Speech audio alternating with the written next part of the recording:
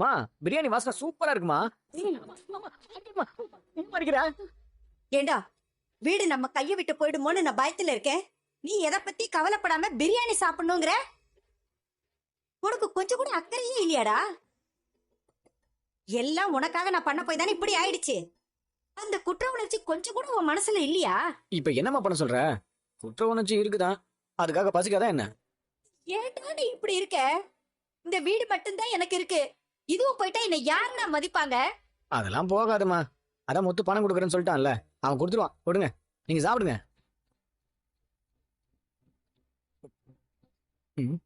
வேணாமா? எனக்கு பசிக்குதுமா, நான் சாப்பிட்றேன்.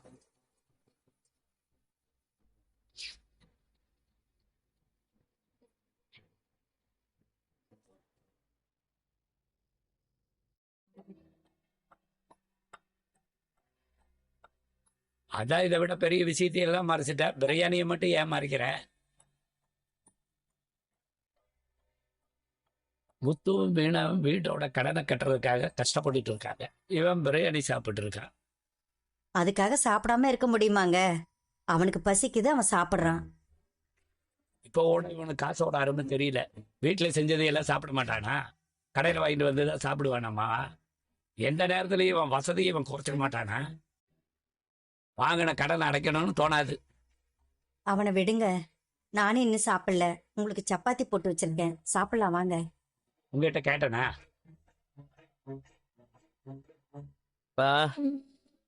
பாப்பா, சாப்பாட்டு நேரமாயிருச்சு, எங்க இன்னும் காணான்னு பார்த்தேன். என்னடா வேலை அதிகமா? ஆம்பா, நீங்க நிறைய சவாரி வந்துச்சுப்பா. எத்தனை சவாரி இருந்தாலும் விடல, எல்லாத்தையும் போயிட்டு வந்துட்டேன். அதனால டயர்டா இருக்கு, மூஞ்சி கழிட்டு வந்துடுறேன். மீனா, அவ எங்க இருக்கா? நல்லா ஊரை சுத்திக்கிட்டு இருப்பா. இப்ப தலைவி வேற ஆயிட்டாங்கல்ல. வாய்க்கு வந்ததெல்லாம் பேச வேண்டாம்னு சொல்றேன். மீனாவும் கடனை அடைக்கிறதுக்காக தான் கஷ்டப்படுறான்னு சொல்றான். இவனை மாதிரி ஒன்றும் பிரியாணி உட்கார்ந்து சாப்பிடல. ஓ சார் பிரியாணி சாப்பிட்றாரா? ரொம்ப சந்தோஷத்துல இருக்கான் போல. சாப்பிட்டு சாப்பிட்டோம்.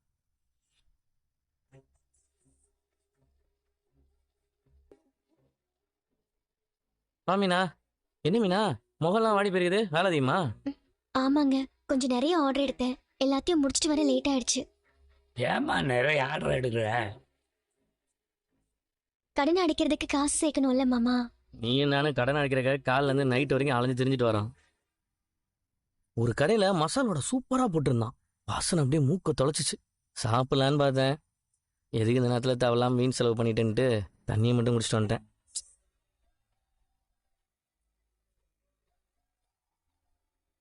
ஆனா இங்க பாருங்கண்ணே, உக்காந்து பிரியாணியை கட்டுன்னு கட்டிட்டு இருக்கிறான்.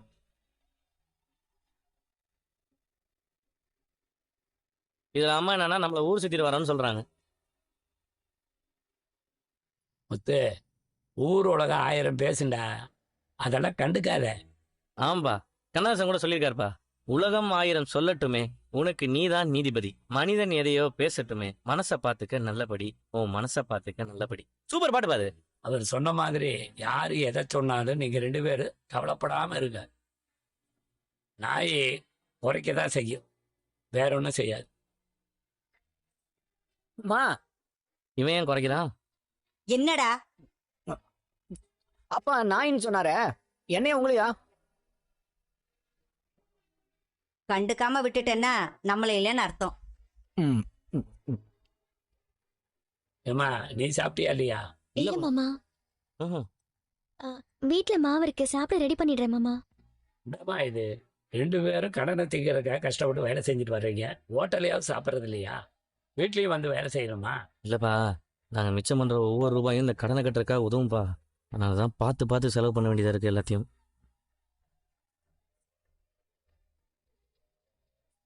நீங்க 2 பேரும் யோசிச்சு இந்த வீட்டுக்காக வேலை செய்யறீங்க. ஒருத்தர் எந்த கவலையும் இல்லாம லெக் பீஸ் சாப்பிட்றான் பாரு. பா, அவன் என்ன சும்மாவா செய்யறான்? எல்லாம் பிளானோட தான் செய்யறான். என்ன பிளானு? பா, அவன் ஏன் காலைல இருந்து நைட் வரைக்கும் ஓட்டுறான்? இந்த வீட்டுல என் பங்கையும் அவனுக்கு கொடுக்கறதா சொல்லிட்டீங்க. அவன் அதுக்காக தான் வேலை செய்யறான். டே முட்டாள், ஒத்து நம்ம வீடு கையை விட்டு போயிடக்கூடாதுங்கிறதுக்காக ஓடிட்டு இருக்கான். அதான் கூட உன்னால தப்பாதான் யோசிக்க முடியுமா? ஏய் மனோஜ், மீதியா சாப்பிடு. அப்பாவை தேவையில்லாம கத்த வைக்காது. அப்புறம் எனக்கு இருக்கிற பசியில உன்னை கடிச்சே தின்றுவேன் பாத்துக்க. ஏங்க விடுங்க, அவர் ஏதோ சொல்லிட்டு போறாரு. நான் உண்மையை தானே சொன்னேன். ஏய், டேய் வாய மூடிட்டு சாப்பிடேன்டா. வாய் மூட்டை எப்படிமா சாப்பிடுறது? கையில பத்திரத்தை போட்டு வெளியே வாய மட்டும் தானே இந்த மாதிரி சாப்பிடா. ஏங்க நீங்க Dress மாத்திட்டு வாங்க, நான் சாப்பிட ரெடி பண்ணி வைக்கிறேன் போங்க. மாமா உங்களுக்கும் சேர்த்து ரெடி பண்ணிடுவா. அவருக்கு நான் சப்பாத்தி செஞ்சு வச்சிருக்கேன். வேணா நீ இட்லி ஊத்தி வையே, நான் அதை மட்டும் சாப்பிட்றேன்.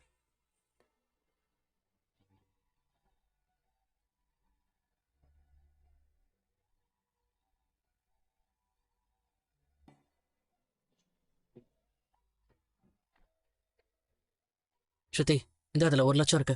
என்ன திடீர்னு? இல்ல, முத்துவும் மீனா நீயும் கடன் அடைக்க ரொம்ப கஷ்டப்படுறாங்கல்ல. என்ன பண்றது, எல்லாம் உன் அண்ணன் மனோஜ் பண்ற வேலை. அவர் செஞ்ச தப்புக்கு முத்து மீனாக்கு பனிஷ்மெண்ட் கிடைச்ச மாதிரி இருக்கு. மனோஜும் ரெஸ்பான்சிபிலிட்டி எடுத்துக்க போறது இல்ல. மனோஜ் மட்டும் ஏன்டா இப்படி இருக்காரு? அவனெல்லாம் திருத்தவே முடியாது. அவன் என்னைக்கு தான் செஞ்ச தப்புக்கு பொறுப்பேற்றிருக்கான். பாவுண்டா, இப்ப அவரால முத்து மீனா தான் கஷ்டப்படுறாங்க. அதனாலதான் அவங்களுக்கு ஹெல்ப் பண்ணலாம்னு நினைக்கிறேன். உனக்கு எதுவும் ப்ராப்ளம் இல்லையே? ஏய், எனக்கு என்னடா ப்ராப்ளம்? நீ ஒன்னும் தப்பு பண்ணலையே. ஒரே ஃபேமிலில இருக்கும்போது ஒரு ப்ராப்ளம் வந்தா நம்மளால முடிஞ்ச ஹெல்ப் பண்ணணும். ஆனா அது சரி, இந்த பணத்தை நீ எப்படி ரெடி பண்ண? என்கிட்ட கொஞ்சம் சேவிங்ஸ் இருந்தது. அப்புறம் ஃப்ரெண்ட்ஸ் கிட்ட கடன் வாங்கினேன். இதை அவங்க கிட்ட கொடுத்துடலாம்ல. ஏய், என்ன யோசிக்கிற? இல்ல, 48 lakhs டெட் இருக்கு. அதுல 1 lakh மட்டும் கொடுத்தா கரெக்டா இருக்குமா? இன்னும் கொஞ்சம் அதிகமா கொடுத்தா கூட பரவாயில்ல. இந்த 1 lakh வச்சு அவங்க என்ன பண்ண போறாங்க? நாம கொடுக்கறதுக்கு கொடுக்காமலே இருக்கலாம். அட்லீஸ்ட் நம்ம ஒரு 10 lakhs கொடுத்தா கூட அவங்களுக்கு ஹெல்ப்ஃபுல்லா இருக்கும்ல. நீ சொல்றது எனக்கு புரியுது ஸ்ருதி. ஆனா திடீர்னு 10 லட்சத்துக்கு நம்ம எங்க போறத சொல்லு? நம்ம ஹோட்டல்ல இன்வெஸ்ட் பண்ணிருக்கோம். அந்த செலவே நமக்கு கரெக்டா இருக்கு. அவ்வளவு பணம் இருந்தா நான் கொடுக்க மாட்டேனா? இப்போதைக்கு என்னால ரெடி பண்ண முடிஞ்சது இவ்வளவுதான். பேசாம நான் ஒண்ணு செய்யட்டா? என்ன? நான் வேணா என் அச்சா கிட்ட 10 lakhs கேட்டு பாக்குறேன். நான் கேட்டா அவர் கண்டிப்பா பண்ணுவாரு. 10 lakhs என்ன, அதுக்கு மேலேயே கூட கொடுப்பாரு. சொல்லு, நான் என் வீட்ல கேட்கவா? வேணாம் ஸ்ருதி, கரெக்டா இருக்காது. ஏன்டா இப்படி சொல்ற? ஏற்கனவே எங்க அப்பாக்கும் உங்க அப்பாக்கும் ஆவாது. எங்க அப்பா யாரையும் எதிரியா நினைக்க மாட்டாரு. பட் உங்க அப்பா பெரிய போஸ்ட்ல இருக்கிறதால எங்க அப்பா கொஞ்சம் சாதாரணமா தான் பாக்குறாரு. சரி, இப்ப அதுக்கு என்ன பண்றது? என் அப்பாவோட கேரக்டர் அப்படி. ஆனா அதுக்கும் நம்ம பணம் கேட்கறதுக்கும் சம்பந்தமே இல்ல. நான் கேட்டா கண்டிப்பா கொடுப்பாரு. இல்ல, எங்க அப்பாவும் இதை வேணான்னு தான் சொல்லுவாரு. அது மட்டும் இல்லாம எனக்கும் அவர்கிட்ட கேட்க தோணல. இது நம்ம வீட்டு ப்ராப்ளம். உங்க அப்பா கிட்ட காசு கேட்கறது சரியா வராது ஸ்ருதி. டேய், கடனா தானே வாங்குறோம், திரும்ப கொடுத்துடலாம். இல்ல ஸ்ருதி, அதெல்லாம் சரி வராது, விட்டுரு. ஃபர்ஸ்ட் இந்த 1 லட்சத்தை மட்டும் கொடுப்போம். அட்லீஸ்ட் ஏதாவது ஒரு கடன் குறையும்ல. நம்மளால முடிஞ்சதை பண்ணுவோம். இங்க பாரு ஸ்ருதி, இந்த 1 லட்சம் அவ்வளவு பெரிய கடனுக்கு ஹெல்ப் பண்ணாதுதான். ஆனா முத்துவும் அண்ணியும் கஷ்டப்படும் போது அவங்களுக்கு நான் சப்போர்ட்டா இருக்கணும்னு அவங்களும் நினைப்பாங்கல்ல. அதுவும் கரெக்ட் தான். சரி, இப்போதைக்கு இதை கொடுப்போம், மீதி அப்புறம் பாத்துக்கலாம். சரி, இதை எடுத்து உள்ளவே, காலையில கொடுக்கலாம்.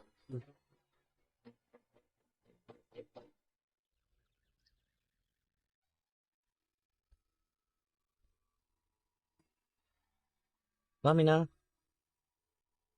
மீனா, இது உன் செயினை வச்ச பணம், இது பாட்டி கொடுத்த டாலரை அடகு வச்சது. ரெண்டையும் சேர்த்து 9 லட்ச ரூபா நம்ம கையில இருக்குது.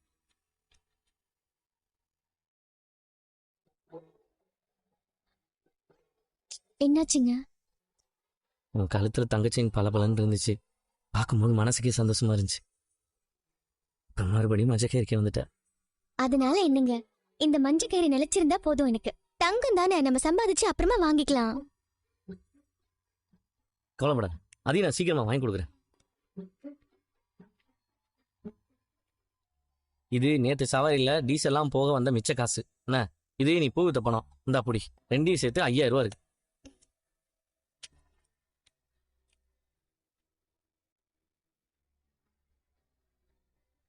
இன்னொரு 95000 ரூபா இருந்தா போதுமேனா, முழுசா 10 லட்சம் வந்துடும். சீக்கிரம் சேர்த்துடலாங்க, ஒன்னும் பிரச்சனை இல்ல. அப்புறம் எனக்கு ஒரு பூ ஆர்டர் கிடைச்சிருக்குங்க, அதுவும் கவர்மெண்ட் ஆர்டர். கவர்மெண்ட் ஆர்டரா? என்ன சொல்ற நீ? ஆமாங்க, நம்ம சங்கத்து சார்பா தான் இந்த ஆர்டர் எனக்கு கிடைச்சிருக்கு. ஒரு அக்கா சொல்லி தான் எனக்கு கொடுத்தாங்க. அதுல எப்படியும் எல்லாருக்கும் கொடுத்தது போக நமக்கு லாபம் மட்டும் 35,000 கிடைக்கும். சூப்பர் மீனா, இப்பதான் எனக்கு கொஞ்சம் கொஞ்சமா நம்ம கடன் அடைச்சலான்னு ஒரு நம்பிக்கை வருது. ஆமாங்க, என்ன ஒண்ணு, கொஞ்சம் டைம் எடுக்கும். நம்ம இப்படியே வேலை செஞ்சோம்னா கடனை சீக்கிரம் அடைச்சிடலாம். கடைசியா 10 கூட வெளியே கொஞ்சம் கடன் வாங்கிக்கலாம். சரி பாரு, இப்போதைக்கு நம்ம கிட்ட 9,00,000 ரூபா இருக்கு. இன்னொரு 95,000 ரூபா இருந்துச்சுன்னு வையேன், நாளைக்கு அந்த ஃபைனான்சியரை பார்த்து 10 லட்ச ரூபாயா கட்டிடலாம். ஒரு சின்ன சுமையை இறக்கி வச்ச மாதிரி இருக்கும். வருங்க, நம்ம முடிக்கணும்னு கடவுள் மனசு வச்சுட்டாருன்னா கண்டிப்பா வரும். முத்து, அந்த வரேன்டா ரவி. வாடா ரவி, வா. என்னடா நீ அண்ணியும் பயங்கரமா ஹார்ட் ஒர்க் பண்றீங்க போல இருக்கு. நான் ரெஸ்டாரண்ட் போயிட்டு இருக்கும்போது பார்த்தேன். அண்ணி வண்டி ஃபுல்லா ஃப்ளவர் பேக்கை மாட்டிக்கிட்டு ரொம்ப கஷ்டப்பட்டு வண்டியில போயிட்டு இருந்தாங்க. இதுல என்ன இருக்கு ரவி? கஷ்டப்பட்டாதானே நம்ம கடன் எல்லாம் அடைக்க முடியும். உங்களுக்கு மட்டும் இல்லங்க, எங்களுக்கும் அந்த ரெஸ்பான்சிபிலிட்டி இருக்குல்ல. ஆமா அண்ணி. முத்து, இதுல 1,00,000 ரூபா பணம் இருக்கு. இந்தா. 1,00,000? எதுக்கு? இல்ல, பாவம் நீயும் அண்ணியும் கஷ்டப்பட்டு கடன் அடைக்கிறீங்கல்ல, அதான் எங்களால முடிஞ்சது இந்த 1,00,000 வச்சுக்கோ. டேய், அதெல்லாம் ஒண்ணு வேணாம்டா, நான் பாத்துக்கிறேன், நீ விடு. நான் தானே வாங்கி கொடுத்தேன். டேய், மனோஜ் பண்ண தப்புக்கு நீ கஷ்டப்பட்டுட்டு இருக்கடா. டேய், இதை நான் ஒன்னும் அவனுக்காக பண்ணலடா. நம்ம அப்பா அன்னைக்கு உடஞ்சு போயிருந்தாரு, அதெல்லாம் என்னால பார்க்கவே முடியல. எனக்கும் அப்பாவை நினைச்சு கஷ்டமா தான்டா இருக்கு. என் பங்குக்கு நானும் ஏதாவது செய்யணும்ல. டேய் வேணாம்டா ரவி, நாங்க பாத்துக்கிறோம்டா. வாங்கிக்கோங்க முத்து. மீனா வாங்கிக்க சொல்லுங்க. நாங்க என்ன ஸ்ட்ரேஞ்சர்ஸா? நாங்களும் இந்த வீட்ல தானே இருக்கோம். அதுக்கு இல்ல ஸ்ருதி, உங்களுக்கு எதுக்கு கஷ்டம்? இப்பதான் ரெஸ்டாரண்ட் ஆரம்பிச்சு நல்லபடியா போயிட்டு இருக்கு. நீங்களும் இப்பதான் கடையெல்லாம் ஸ்டார்ட் பண்ணீங்க, உங்களுக்கு மட்டும் கஷ்டமா இருக்காதா? இன்ஃபேக்ட் நீங்க இதை செய்யணுங்கிற அவசியமே இல்ல. மனோஜ் தான் அந்த காசை கொடுக்கணும். அவன் கொடுக்கலாம் மாட்டான், இன்னும் கடனை வேணா அதிகமாக்குவான். அது என்னமோ உண்மைதான்டா ரவி. அவன் கடன் அடைப்பான்னு நம்பி நம்ம உட்காந்துட்டு இருந்தோம் வையேன், வீடு போய் நம்ம எல்லாரும் நடு ரோட்டில் தான் நிக்கணும். டேய், என்னால முடிஞ்சது நானும் செய்யறேன்டா, தயவு செஞ்சு வாங்கிக்கோ. வாங்கிக்கோங்க முத்து. சரி. டேய் முத்து, 48 லட்ச ரூபா கடனுக்கு 1,00,000 ரூபா தான் கொடுத்தானே தப்பா நினைச்சுக்காதடா. சே, நான் ஏன்டா அப்படிலாம் நினைக்க போறேன்? இல்லடா, நம்ம ஃபேமிலிக்காக நீயும் அண்ணியும் ரொம்ப கஷ்டப்படுறீங்க. இதுல நாங்களும் ஒரு சின்ன பங்கா இருக்கணும். உங்களோட கஷ்டத்துல நாங்க எப்பவும் கூட இருப்போங்கிறதுக்காக தான் இந்த பணத்தை கொடுக்கறோம்.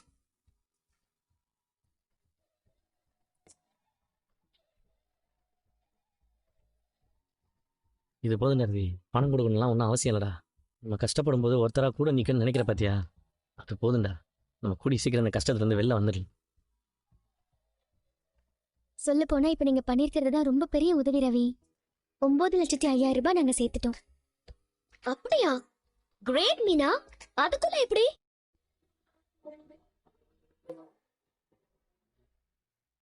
ஆமா, உங்க தாலி செயின் எங்க?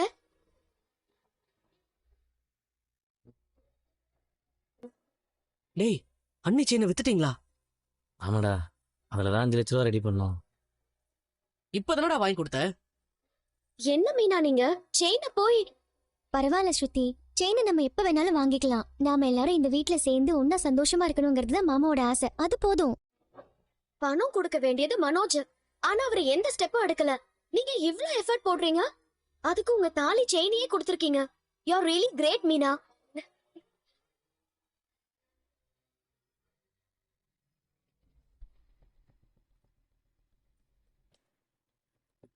என்ன விஷயம்?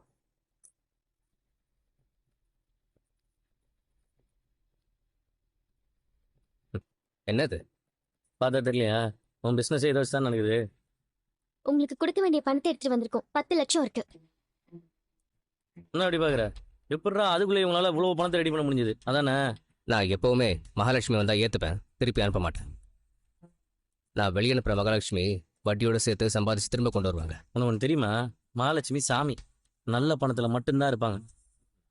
உன்ன மாதிரி அடுத்தவங்க உழைப்ப உறிஞ்சிறவங்க பணத்துல பாவம் தான் இருக்கும். அது இருக்கட்டும், பட் எனக்கு ஒரு சின்ன டவுட் என்னன்னா, ஒரு கார் டிரைவரால் எப்படி இவ்வளோ சீக்கிரம் இவ்வளோ பெரிய அமௌண்ட் ரெடி பண்ண முடிஞ்சது?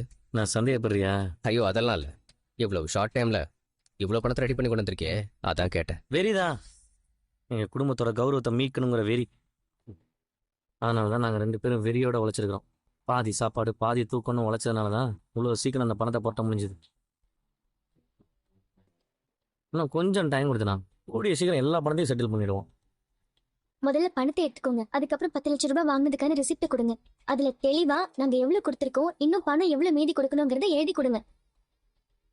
ஆடா மிஷின்ல போட்டு என்னங்க? ம்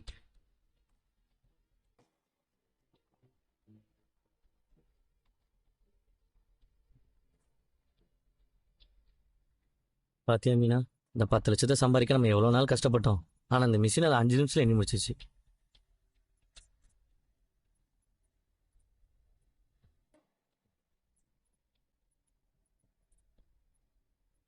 கரெக்டாக இருக்கு சார். அதுக்கு ரெசிப்ட் ரெடி பண்ணி கொண்டு வா. ஓகே சார், ரெடி பண்ணி. ரெடி பண்ணி தர சொல்லுங்க. ஆமாம், நீ முதல்ல எவ்வளோ வட்டி போட்டியோ அந்த அமௌண்ட்டை தெளிவாக போட்டு தர சொல்லு. ஏன்னா என் அண்ணன் உன்ட்ட எவ்வளோ பணம் வாங்கினா அதில் நீ வட்டிக்கு மேலே வட்டி போட்டியானலாம் எனக்கு தெரியாது. அதனால எல்லாத்தையும் தெளிவாக போட்டு தர சொல்லு. அவங்க சொன்ன மாதிரி ரெடி பண்ணி கொண்டு வா. Okay sir. தப்பா எடுத்துக்காதீங்க. எதையுமே கரெக்டா பண்ணாதான் சரியா இருக்கும். அதெல்லாம் தெளிவாக போட்டு தரேன், ஏன் கவலைப்படுறீங்க? முத்து, உங்கள் ஒய்ஃப் ரொம்ப புத்திசாலியாக இருக்காங்க. பணத்தை கொடுத்ததுக்காக ரெசிப்டை கரெக்டாக வாங்குறதுல ரொம்ப தெளிவாக இருக்காங்க. இவங்க உன் கூட இருக்க வரைக்கும் உன்னை யாராலையும் ஏமாற்ற முடியாது. அதெல்லாம் எங்களுக்கு தெரியும்.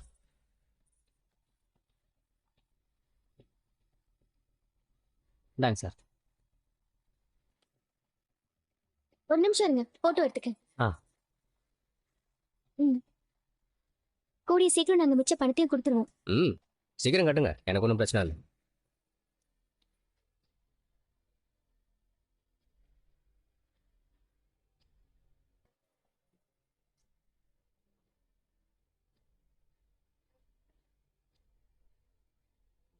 எதுக்கு அவங்க இங்க வந்துட்டு போறாங்க? வட்டி கட்ட வழி இல்ல, இன்னும் கொஞ்சம் டைம் கொடுங்கன்னு கையில கால விழுந்து கெஞ்சினாங்களா? 10 லட்ச ரூபா அசலை கட்டிட்டு போகிறாங்க. 10 லட்சம் அசல கட்டிட்டாங்களா? அவ்வளவு பணம் எங்க இருந்து வந்துச்சு அவங்களுக்கு? அவங்க போகிற வேகத்தை பார்த்தா முழு கடனையும் சீக்கிரம் அடைச்சிருவாங்க போல இருக்கு. 48 லட்சத்தை முழுசா அடைச்சிருவாங்க. விட மாட்டேன். முத்துவும் மீனாவும் தெருவுல வந்து நிக்கணும். அதுதான் என்னோட லட்சியம். அவங்களை எப்படி நான் கடன் அடைக்க விடுவேன்? கடனை கட்டிட்டு சந்தோஷமா அந்த வீட்டுல வாழ்வோம்னு நினைச்சுக்கிட்டு இருக்காங்களா? அதுக்கு நான் ஒரு நாளும் விட மாட்டேன். நான் என்ன முட்டாளா? என்ன பண்ண சொல்கிறீங்க? அவங்க பணத்தை கொண்டு வந்து கொடுத்தா நம்ம வாங்கி வச்சுக்க தான் முடியும். நான் எப்படி வேணாம்னு சொல்ல முடியும்? சட்டமும் அவங்களுக்கு சாதகமாயிடும். சட்டம் என்ன சட்டம்? அந்த சட்டத்தையே நம்ம பக்கம் திருப்புவோம். ஏன் அது நம்மளால முடியாதா என்ன? எனக்கு புரியல. நீங்க அன்னைக்கு அந்த வீட்டுல பேசும்போது ஒரு வார்த்தை சொன்னீங்களே, மனோஜ் இதுல ஃபோர்ஜரி கையெழுத்து போட்டு தான் ஏமாத்திருக்கான்னு. நான் நினைச்சா அவனை ஜெயிலுக்கு அனுப்ப முடியும்னு சொன்னீங்கல்ல? ஆமா சொன்னேன். அதைத்தான் நாம இப்ப பண்ண போறோம். என்ன சொல்றீங்க? மனோஜ் அவங்க அப்பா அண்ணாமலை கையெழுத்த போலியா போட்டு தானே உங்ககிட்ட பணம் வாங்கினா. அந்த பத்திரம் இப்ப உங்ககிட்ட தானே இருக்கு. நீங்க அது அவங்க அப்பா கையெழுத்துன்னு நம்பி தானே பணம் கொடுத்தீங்க. ஆமா. அப்போ மனோஜ் என்னை ஏமாத்தி அவங்க அப்பா மாதிரி கையெழுத்து போட்டு போலியா என்ன சீட் பண்ணி என்கிட்ட பணம் வாங்கியிருக்கான்னு சொல்லி இது ஃபோர்ஜரின்னு ஒரு கம்ப்ளைண்ட் கொடுங்க.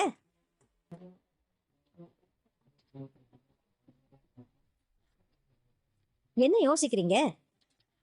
இல்ல, அவங்க தான் கடன் அடைக்க ஆரம்பிச்சிட்டாங்களே. 10 லட்ச ரூபாய்க்கு